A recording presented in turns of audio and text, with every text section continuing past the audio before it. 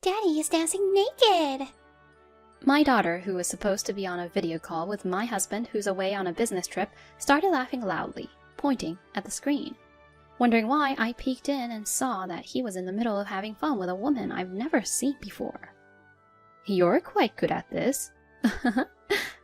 Having passed through anger and becoming somewhat calm, I jokingly called out to my husband, who was shaking his hips.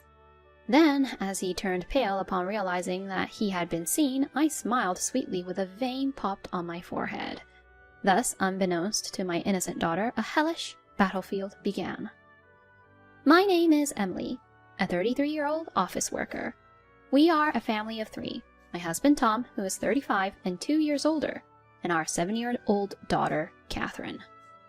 My husband works for a major company, but raising a child through college on his income alone would be tough. So, I also work, and we both support the family finances. My husband, who was very affectionate toward our daughter but essentially just spoils her, has been on a long business trip for the past 6 months.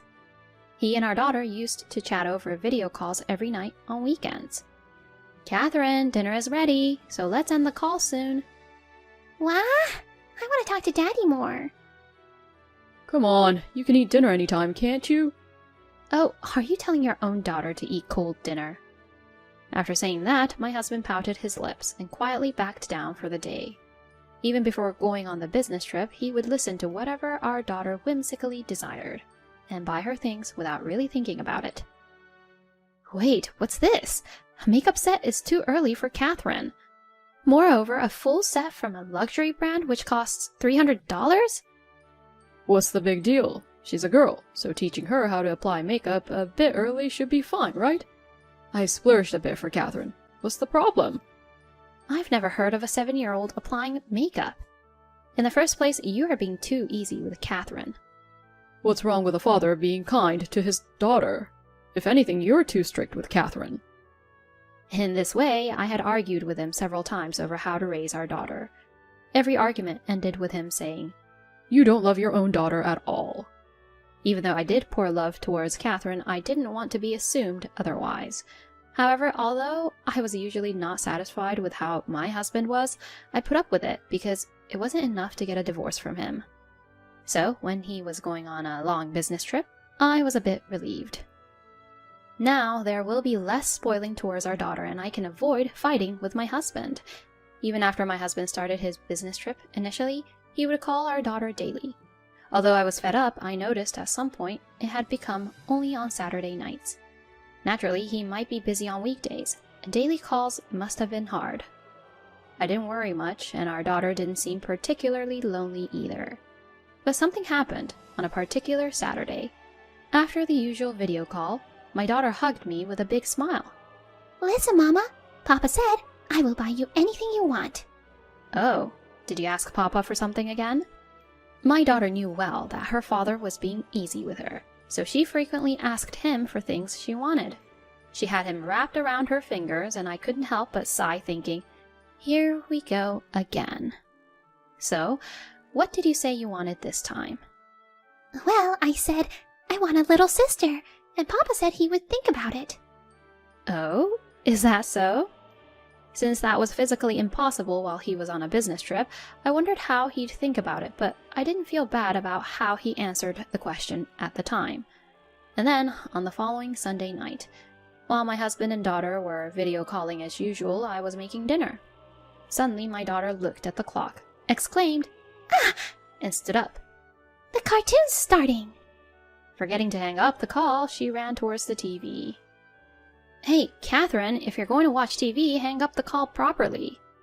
Oh, it's fine. The cartoon Catherine always watches ends in about 15 minutes. I'll wait. You're always so easy with her. Not pleased with my words, my husband's face soured through the screen. I thought, oops, it was already too late. You're not being too hard on Catherine again, are you? Can you stop saying that I'm bullying our daughter? Children need discipline, not just pampering, don't they? What do you mean, discipline? Kids aren't dogs. I should have brought Catherine with me to the business trip. Once it comes to our conflicting views on raising our daughter, our arguments don't stop. Fine, fine. I'll be quiet until Catherine comes back from her cartoon. Talking with my husband became painful, and I instinctively muted the sound. However, not wanting him to make sarcastic remarks later, I left the call running so we could still see each other. My husband continued to talk within the silent screen. We didn't used to be so out of sync when we first got married. While getting sad about that, I ignored my husband and went back to continue making dinner. Then, 15 minutes later, having finished preparing dinner, I went to call my daughter, who should have been resuming her call after the cartoon. Then I heard my daughter laughing loudly. "What's going on, Catherine? You seem to be having fun." Oh, Mommy! Look! Daddy's dancing naked! Not understanding the meaning behind my daughter's statement, I peered into the screen of the video call and... What is this? To my shock, my husband was in the midst of being intimate inappropriately with an unknown woman. Because I muted the call, neither my daughter's loud laughter nor my shriek reached my husband's ears. How dare he show such a thing to our daughter? My mind filled with rage, but my daughter was right there beside me. Being young, she didn't understand the scene streaming on the screen, interpreting it merely as Daddy is dancing naked for some reason. Then I suddenly got calm and I decided it was imperative not to let my daughter understand the situation. Thus, I bravely unmuted the microphone and decided to praise my husband. "Oh my, you're really good at dancing." Daddy's dance is so funny! My husband, who was enthusiastically moving his hips, stopped suddenly at the unexpected voices of me and our daughter, and turned towards the screen in a panicking way. Completely pale, he was met with my smiling face, a vein popping on my forehead. "Could you come back from your business trip for a bit? We need to talk. If not, I'll be reporting this to your parents." Okay, I'll come back soon, just don't tell my dad. The next weekend, my husband rushed back, quickly catching a plane. I was sitting on the sofa, and he sat formally on the floor opposite me, not making eye contact, and visibly restless. Our daughter was taking a nap in another room. "I want you to explain. Why did you show such a thing in front of our daughter?" No, it's not like I was showing off or anything. Catherine came back while a guest was visiting me. I just forgot to end the call. "Oh, really? A guest, huh? Who was that woman?" Well, I don't know what you're talking about. Because there's no video left, right? My husband was adamant, implying, "Show me the evidence." I gazed down at him with icy eyes. "I've recorded all the video call histories, including this one." Huh? Why the hell did you do that? "Don't you remember what you said? You said, 'I want memories with our daughter even while I'm away,' and you ordered me to keep records, remember?" My husband cradled his head, seemingly deeply regretting his past words and actions. He was sweating profusely, but it was all his own doing. "I'll ask you again. Who is that woman?" Stop being so annoying. She's a young girl I met at my workplace while I was on the business trip. She's way more charming than you and knows how to act sweet. "So you admit to having an affair?" What's it to you? It's your fault for not being able to hold on to your husband's heart. My husband, perhaps in desperation, has entirely let loose and began to blabber whatever he wanted. Apparently, the reason he stopped making video calls with our daughters on weekdays was that he had been enjoying the affair with his mistress. But on the day he was on the call with our daughter, his mistress unexpectedly visited him, and he, being caught in that moment, forgot to hang up. As I listened, my husband's words and actions increasingly escalated, and he began to make absurd demands. Just so you know, I'm fine with divorcing, but I'm taking custody of our daughter. Huh? You think I'd let my daughter live with a cheater? Who cares about what you think?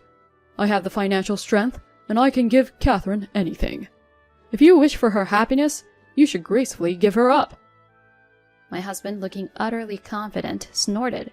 Catherine will surely choose me who can buy her anything. Just when it seemed like there was no end to our discussion, the living room door suddenly swung open. Our daughter, having awoken from her nap, approached us with sleepy eyes, saying, Mommy. Oh, Catherine, it's been a while. Daddy came back because he missed you. Ah, Daddy! The moment she saw my husband, her eyes lit up, and I felt a pang of anxiety. If Catherine really chooses him, I might never see my daughter again. As I thought, my husband began to ask while he smirked. Catherine, do you want to live with Daddy or Mommy? You want a little sister, right, Catherine? If you come with me, I'll make our promise come true about your request of wanting a little sister.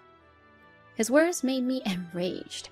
When he promised to make a sister during a conversation with our daughter, I was happy thinking it was about us. But maybe he had already decided on divorce then. I was about to yell at him in front of our daughter when it happened. I want a sister, but I don't want Mommy to be a stranger. I don't want to be without Mommy. To my surprise, my daughter hugged me, and I was simply shocked by this unexpected turn of events. Meanwhile, my husband, who adored his daughter, had a look on his face as if the world was ending. Why? Hey, did you brainwash Catherine? I didn't need to do anything. Simply pampering her isn't true love. She understands that too. Just then, the sound of the doorbell rang from the entrance. Ah, it seems our guests have arrived. Wait, could it be? As I led the guests into the living room, my husband's face turned pale. It was both our parents. Oh, I'm sorry. I should have cleaned up. If I'd known you guys were coming, I would have prepared. While he nervously tried to entertain the guests, they surrounded him, looking down without uttering a word. Sorry to burst your bubble, but everyone here knows what you've done. They've heard our entire conversation through this video call. I had hidden the video call device behind the sofa and had streamed our conversation live to both sets of parents through my mobile. You showed them that day's footage too? I told you not to tattle on me to my dad. You set me up? Are you kidding me? I don't need you, the cheater, to say that to me. I haven't even heard a single apology from you since the start. My husband looked furious, but given his intimidating parents were present, he couldn't act that aggressively. I'm sorry. What are you apologizing for? Do you even understand why I'm angry? For cheating? That's part of it, but it's not the main reason. The husband cautiously lifted his face, seemingly waiting for me to validate his answer. Driven by anger, I slammed the divorce papers onto the table. The reason I'm angry in the first place is that you betrayed our family and showed Catherine such a disgraceful scene. Please, let's divorce. Let's have a court decide about custody too. My husband's face had now turned completely white. No way. If we divorce now, I'll be separated from Catherine. Catherine is my reason for living. Why are you trying to take my beloved daughter away from me? If you felt that way, you shouldn't have cheated in the first place. But I thought Catherine would definitely choose me. I can't imagine a life without my daughter. No! Tom, even at 35, was pathetically rolling on the floor, crying and throwing a tantrum. Everyone present, including me, was completely exasperated by his lack of maturity. In the end, he begged for my forgiveness as he slumped down on the floor after being scolded by my father, but it was far too late for forgiveness. Who was the one who told me to gracefully give up if I consider Catherine's happiness? Even without you, I'll raise our daughter on my own. Just go and be happy with your mistress whom you love. After I said that, Tom, his face smeared with tears and snot, slumped his shoulders in defeat. Later, the divorce was finalized, and I was able to win custody of our daughter. I demanded $20,000 for compensation of the damages he caused and monthly child support from my husband. I also demanded $10,000 for compensation from his mistress since she knew that Tom was married and still had an affair despite that. Tom and his mistress ended up not working out and apparently broke up. Tom's mistress, having a grudge about paying compensation, spread rumors about him at work, leaving him no choice but to resign. He could not return to his company and is now working hard labor for a meager wage. Meanwhile, I have been diligently working at my company, steadily building my career. Recently, my boss introduced me to a nice man and we started dating with marriage in mind. I will continue to work hard to support my daughter